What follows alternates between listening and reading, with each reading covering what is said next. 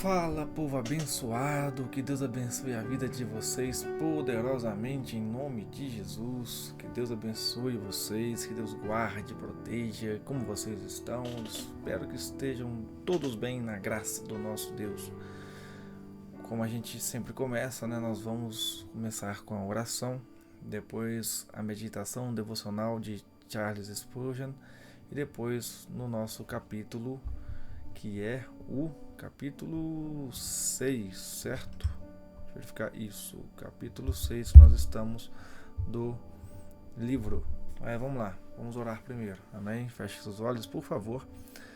Senhor nosso Deus e Pai Celestial, grandioso Senhor, te damos honra e te damos glória, Pai. Só o Senhor é digno de todo louvor, toda adoração. Nada somos sem o Senhor. Pai Celestial, nos conduza, Senhor Deus, neste devocional.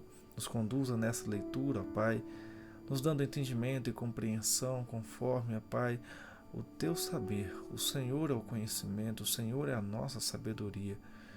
Deus, nada somos sem o Senhor. Novamente eu repito isso. Vem falar conosco, Pai, nos ensinando, Senhor Deus, nos exortando também. Um Pai corrige aquele a quem Ele ama. Abençoe-nos, ó Pai, nessa leitura. Esteja conosco em nome de Jesus. Abençoe cada um que está iniciando este vídeo, acompanhando aqui, ó Pai, neste momento. Amém. Eu queria falar com vocês, já esqueci, mas tá bom. Por favor, se inscrevam, curtam e compartilhem este vídeo para que alcance mais almas, mais pessoas, para que as pessoas venham aí ter, do Senhor uma instrução diária na sua vida e também que possamos conhecer, literaturas muito boas, de homens inspirados por Deus a poder escrever e nos trazer essas coisas muito abençoadas, para a nossa edificação. Então vamos lá. Isaías 49, verso 8 é o trecho que o Charles Spurgeon pega neste devocional. Isaías 43, verso 8 diz assim: E te darei por aliança do povo. Jesus Cristo é Ele próprio, a essência da aliança, assim como uma de suas dádivas. Ele é propriedade de todo cristão. Crente, podes estimar aquilo que obtiveste em Cristo? Porque nele habita corporalmente toda a plenitude da divindade. Colossenses 2, verso 9. Considere a palavra divindade e sua infinidade. Então medite sobre o homem perfeito, Efésios 4:13, e toda a sua beleza. Considere que tudo aquilo que Cristo, como Deus e homem, já teve ou tem, é teu por puro e gratuito favor, passado a ti para ser tua propriedade e herança eternamente. Nosso bendito Jesus, como Deus, é onisciente, onipresente e onipotente. Porventura não irá consolá-lo saber que todos esses grandes e gloriosos atributos são inteiramente teus? Tem ele poder? Esse poder é teu para lhe sustentar e fortalecer, para superar seus inimigos e para lhe preservar até o fim. Tem ele amor? Bem, não há sequer uma gota de amor em seu coração que não seja tua. Você pode mergulhar no imenso oceano de seu amor e dizer: é meu. Acaso tem ele justiça? Pode parecer um atributo rigoroso, porém, mesmo esse atributo é teu. Pois ele, por sua justiça, faz com que tudo o que está prometido a você pelo pacto da graça lhe seja indubitavelmente garantido. E tudo o que ele tem como homem perfeito é teu. Como homem perfeito, o prazer do Pai estava sobre Jesus. Ele foi sustentado pelo Altíssimo. Ó crente, a aceitação de Deus a Cristo é a tua aceitação, pois não sabes o que o amor do Pai, que estava sobre o perfeito Cristo, está agora sobre ti. Por tudo que Cristo fez é teu. Aquela perfeita justiça que Jesus manifestou quando, por meio de sua vida imaculada, ele guardou toda a lei e a fez honrosa, é tua e é imputada a ti. Cristo está na aliança. Meu Deus, eu sou teu. Que conforto divino! Que bênção saber que o Salvador é meu. No Cordeiro Celestial sou extremamente feliz, e o meu coração dança ao som do teu nome, Jesus. Aleluia. Que devocional lindo.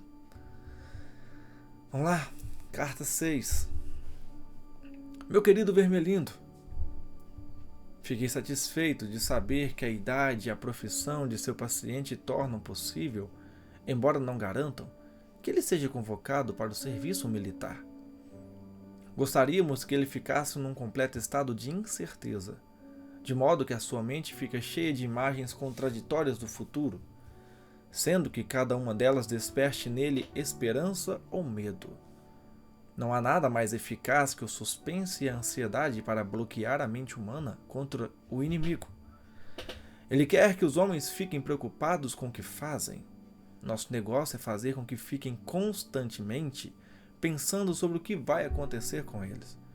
É claro que o seu paciente já terá se convencido de que precisa se submeter com paciência à vontade do inimigo. O que o inimigo quer dizer com isso é essencialmente o que ele deve aceitar com paciência: a tribulação que lhe sobreveio, a ansiedade e o suspense atuais. É sobre isso que ele deve dizer: seja feita a tua vontade. E pela tarefa diária de suportar isso, que o pão de cada dia será providenciado. O seu negócio é garantir que o paciente nunca pense no medo presente, como a cruz que lhe foi designada, mas apenas nas coisas que o deixam temeroso. Deixe-o considerá-las como sendo as suas cruzes. Não deixe pensar que, já que são incompatíveis, elas não podem todas acontecer com ele, e faça-o praticar a coragem e a paciência em relação a elas, mesmo antes de acontecerem. Porque uma resignação real, ao mesmo tempo, para com uma dúzia de situações diferentes e hipotéticas, é quase impossível, sendo que o inimigo não ajuda muitos aqueles que tentam ficar nesse estado de conformação. A resignação ao sofrimento presente e real, mesmo quando esse sofrimento consiste basicamente no medo, é mais cômoda e geralmente auxiliada por essa ação direta. Há uma lei espiritual importante envolvida aqui. Expliquei que você pode enfraquecer as orações do seu paciente desviando a atenção dele do inimigo em si. O inimigo, sempre lembrando, quando ele fala inimigo, ele fala de Deus, para atentar sobre os seus próprios estados mentais em relação a ele. Por outro lado, o medo se torna mais fácil de dominar quando a mente do paciente é desviada da coisa temida para o medo em si, considerado um estado presente e indesejável de sua própria mente. E quando ele se refere ao medo como a cruz que lhe foi designada, passa inevitavelmente a pensar nisso como um estado de espírito. Por isso, é possível formular a seguinte regra geral: em todas as atividades mentais que favorecem a nossa causa, encoraje o paciente a não atentar para si mesmo, e sim a concentrar-se no objeto. Mesmo no caso daquelas atividades que favorecem o inimigo, leve-o a concentrar-se só em si. Faça com que um insulto ou o corpo de uma mulher prendam tanto a atenção dele no objeto que ele não chegue a pensar algo como: estou entrando agora em um estado chamado raiva ou no estado chamado luxúria. Em contrapartida, faça-o refletir em termos como: agora meus sentimentos estão se tornando mais puros ou mais generosos. E então fixe a sua atenção dentro dele, mesmo para que não consiga mais olhar para além de si a ponto de enxergar nosso inimigo ou seu próximo. Com relação à atitude mais genérica dele em relação à guerra, você não deve confiar demais naqueles sentimentos de ódio que os humanos estão muito interessados em discutir nos periódicos cristãos ou anticristãos. Em sua angústia, o paciente pode, é claro, sentir-se encorajado a retaliar por meio de alguns sentimentos vingativos direcionados aos líderes germânicos, e isso até certo ponto é bom. Mas se trata normalmente de um tipo de ódio melodramático ou mítico, direcionado a bodes expiatórios imaginários. Ele nunca topou com tais pessoas na vida real. Elas são figuras leigas, moldadas a partir do que ele extrai dos jornais. Os resultados desses ódios fantasiosos são muitas vezes os mais decepcionantes. E dentre todos os seres humanos, os ingleses são, com respeito a isso, os mais deploráveis fracotes. São criaturas daquele tipo miserável que proclamam em alta voz que a tortura seria pouco para os seus inimigos, mas logo em seguida oferecem chá e cigarros ao primeiro piloto alemão ferido que aparece na porta dos fundos. Faça você o que fizer, sempre haverá alguma benevolência, bem como alguma malícia na alma do seu paciente. O negócio é direcionar a malícia para os seus vizinhos, com que ele topa todos os dias, e transferir sua benevolência a circunstâncias remotas, dirigindo-a a pessoas que ele não conhece. Assim a malícia se torna totalmente irreal e a benevolência, em grande parte, imaginária. Não há nenhuma vantagem em inflamar o seu ódio contra os alemães, se ao mesmo tempo um hábito pernicioso de caridade estiver tomando forma entre ele e sua mãe, seu chefe e o homem com quem ele topa no trem. Pense no seu homem como uma série de círculos concêntricos, sendo que a sua vontade é o mais interno. O seu intelecto vem logo depois e, finalmente, sua fantasia. Não é de se esperar que se possa excluir imediatamente de todos os círculos tudo que cheira ao inimigo, mas você deve continuar a transferir todas as virtudes para círculos externos, até que eles finalmente estejam no círculo da fantasia, e todas as qualidades desejáveis para dentro da vontade. Somente quando alcançam a vontade e são ali incorporadas em hábitos é que as virtudes se tornam realmente fatais para nós. É claro que não estou me referindo ao que o paciente toma erroneamente por sua vontade, aquela fúria de resoluções e de dentes cerrados, e sim ao centro real, aquilo que o inimigo chama de coração. Todos os tipos de virtudes pintadas na fantasia, aprovadas pelo intelecto ou, em certa medida, amadas e admiradas, afastarão uma pessoa da casa de nosso Pai, já se referindo a Satanás. Na verdade, elas poderão torná-lo mais divertido quando chegar lá. Com carinho, seu tio mal danado. O inimigo aqui vai atacar a vontade do rapaz. O inimigo ele vai direto no ponto aonde ele vai utilizar daquilo que o rapaz almeja, pensa, deseja, e vai utilizar destes pontos aqui e ali para poder fazer com que ele foque nesses pontos, foque nessa vontade, foque nesse desejo, ainda mais, principalmente, lógico, quando não é algo relacionado ao Pai, que é o nosso Criador, nosso Senhor Deus. Nos dias atuais, o inimigo ele tem arrumado várias distrações.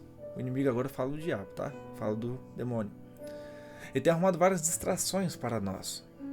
É por meio da internet, é por meio da mídia, por meio da televisão, por meio de familiares que chegam na casa e começam a conversar lá e cá, começam a falar mal de uma pessoa, mal de outra, e por aí vai ocasionando em distrações para te limitar apenas ao terreno e você esquecer do céu. Esquecer de estar em comunhão com Deus constante. Vai falar para mim que você nunca teve distração na sua vida. Sempre temos. Em todo momento temos distrações. Todo momento. No trabalho temos distrações. Em casa temos distrações. Vai comprar algo, temos distrações. Então nós temos que tomar cuidado com essas distrações. E também, como eu falei, repito, com os nossos sentimentos e emoções para não deixar que isso nos domine.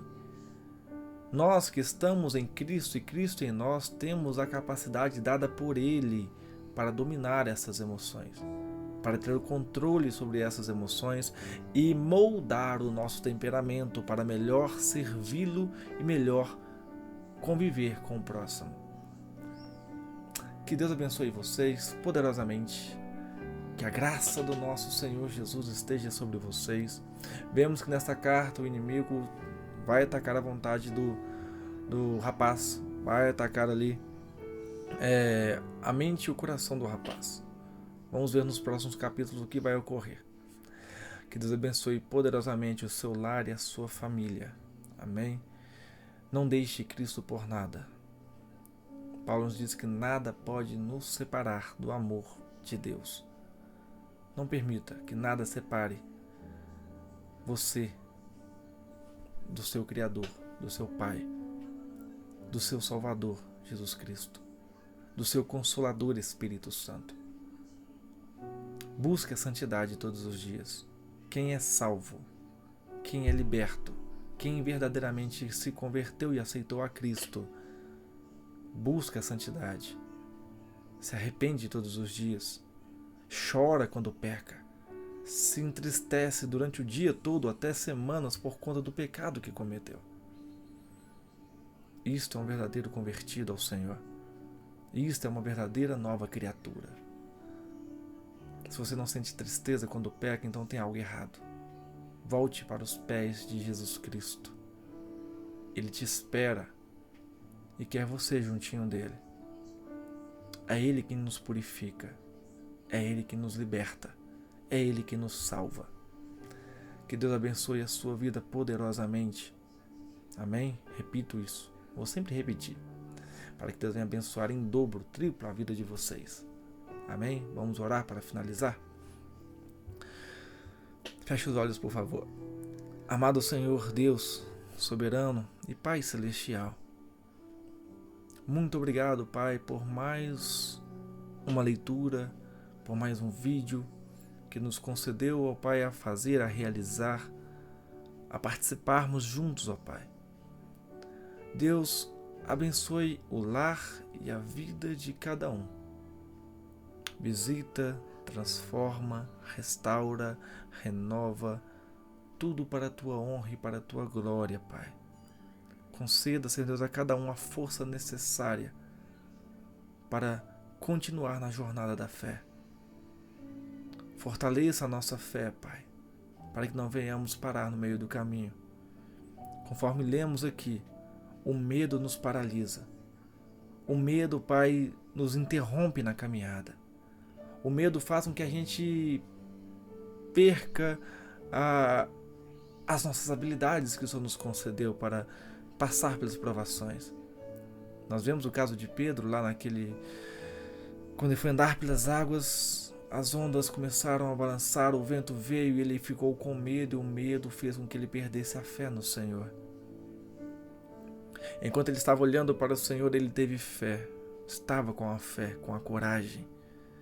Mas ao tirar o olho do Senhor, o medo veio. Um homem que era pescador, como não poderia saber nadar para voltar para o barco?